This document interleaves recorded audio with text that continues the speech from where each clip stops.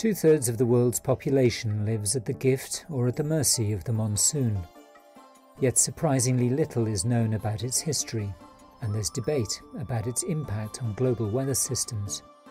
Many scientists believe it has little bearing on the rest of the world, but some are setting out to prove them wrong. Our understanding of the climate system is still quite incomplete, and by studying the climate in the past, we get important knowledge on how the climate system worked and all the different components of the climate system. We are able to see how climate varied on timescales of hundreds of thousands of years. And we also gain an important understanding of the fact that climate can shift very abruptly.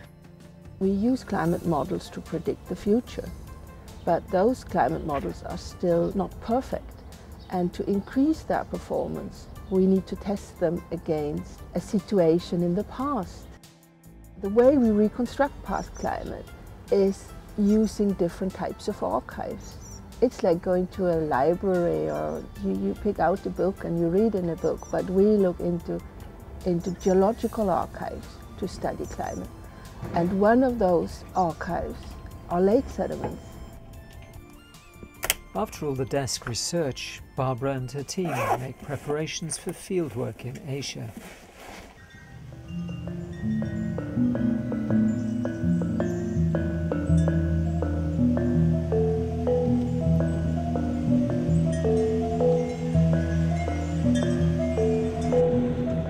The first steps of the journey are in the north of Thailand, a largely Buddhist monarchy in Southeast Asia.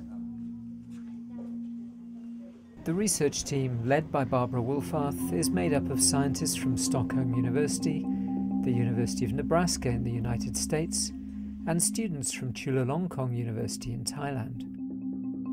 I work on microscopic organisms called diatoms, and these are they're biological indicators that are good tools to look at various environmental fluctuations. We are in the northern part of Thailand, close to the city of Chiang Rai, or you could say south of Chiang Rai, which is in the northern part of Thailand. And we are just preparing to get ready to go out on this lake to survey the water depth and to see if there are sediments.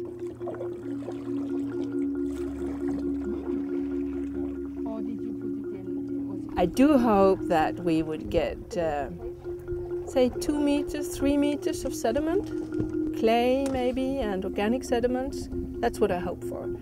But you never know, because it's always difficult with lakes. And when you go out on a lake for the first time, it's even more difficult because you have no idea what you will get, or if you at all will get something.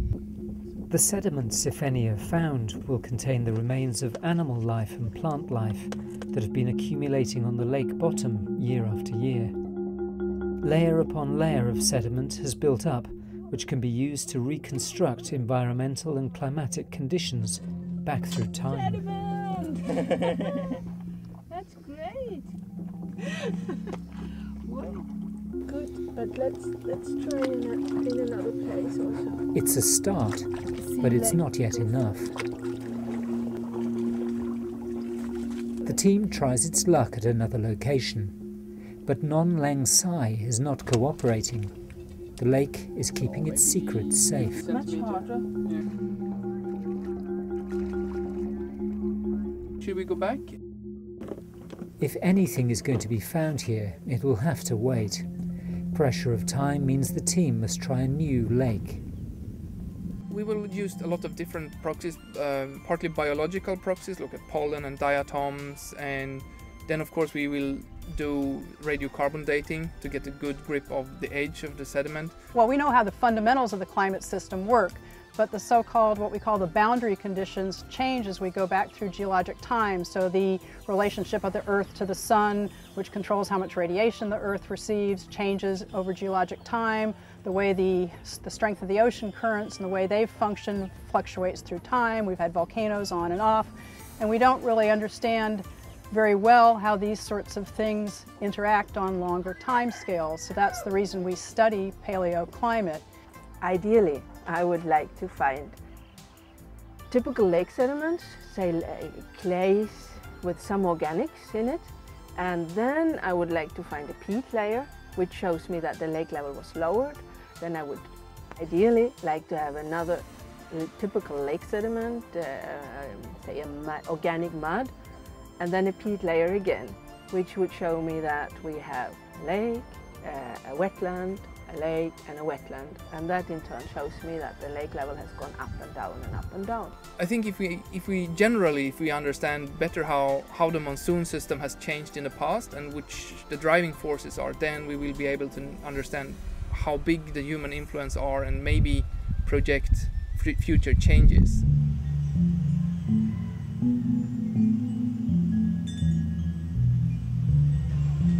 Heading southeast brings the scientists to the rural city of Phayao. It's not much on the tourist trail, though it does have the spectacular sunken temple. It's hoped the Buddha's close attention will help bring better results.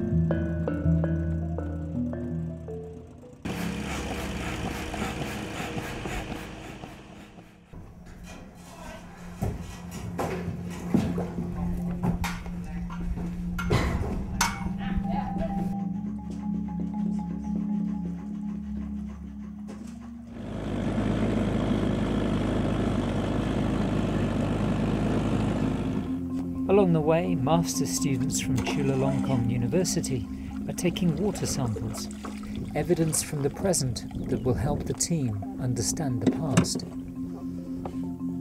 You get to see if they're little things.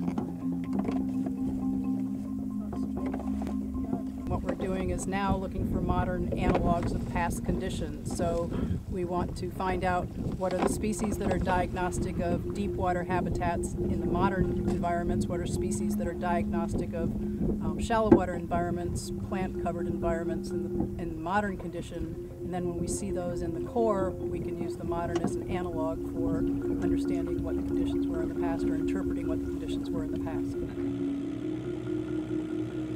Working in this environment is a combination of the modern and the traditional. Inflatable dinghies anchored in the lake by bamboo poles to keep them stable.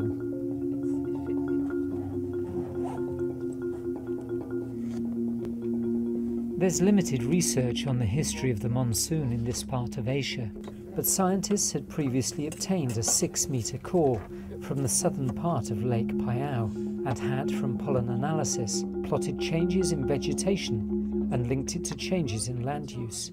Achieve cosmic equilibrium. This was one of the main reasons Barbara and the team considered doing follow-up work here, looking at a detailed reconstruction of the variability of the monsoon.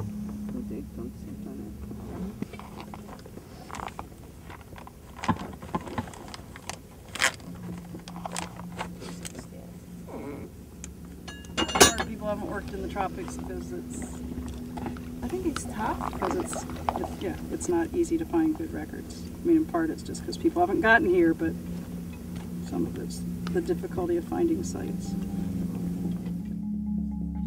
They tried in 3 or 4 locations, plotting their position carefully, but the rich harvest eluded them.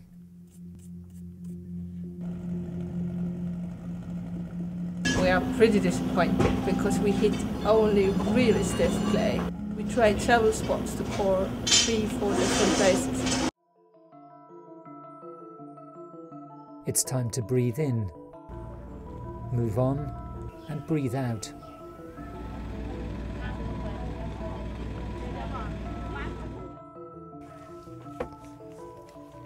To get more out of this year's fieldwork, I decided to move east to Isan, this part of Thailand, because from this side called Pako, Nong Pako, there are reports of at least 2.5 meters of sediment. So I would like to finish this year's fieldwork with some kind of success. So we start with the big one. I think it seems so soft, so I'm sure we can start with a big one. But we have to measure the water depth first. So it's 55. 55. It's third time lucky, and the first location on Nong Pako brings success. For the very first time now, it looks like nice organic material, at least on the outside. Let's open it, have a look. Wow! Quite how rich this harvest is won't be known until the samples are back in the laboratory in Stockholm. But for the moment, this is more than the team could have hoped for. It looks good. It looks exactly what I was looking for, actually. That's organic sediments and no hard clays. We've done 2 to 3 meters now, the first core, and the next round we will try and go down to between 3 and 4 meters. The deepest records from here were harvested nearly 20 years ago, from a maximum depth of 2.5 meters. So the target now is to get material from deeper and therefore older sediments. 1, 2, 3.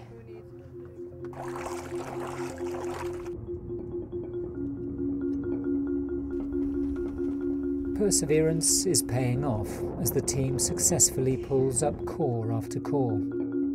If you hit the right spot, then it's like finding gold. You are a candidate now. It seems less organic than further up.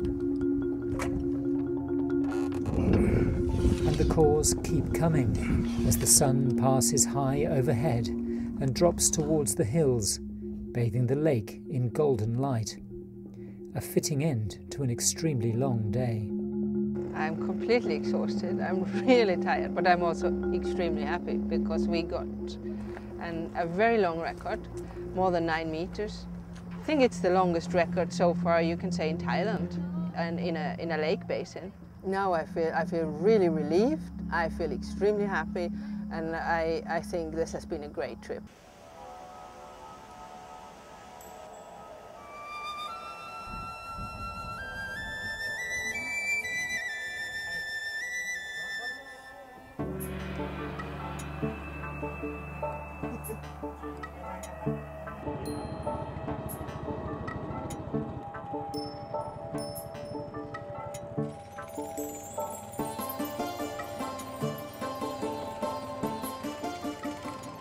We can't really predict, we try to predict the future, but we can't really do that.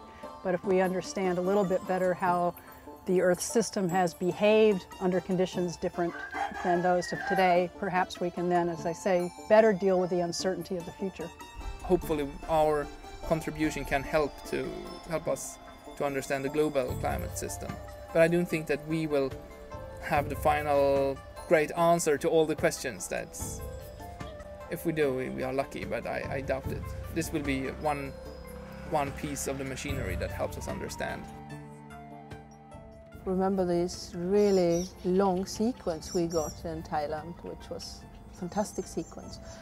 We know already that the age of the lowermost sediments is up to 50,000 years. And this is fantastic because it will give us an almost 50,000 year long sequence of changes, past changes in monsoon variability. This is great. We also have already preliminary diatom analysis, and these show us that the lake level has really gone up and down. I'm quite confident that in a year or two we will have a complete story on how shifts or changes in monsoon variability are registered in this spot in Thailand.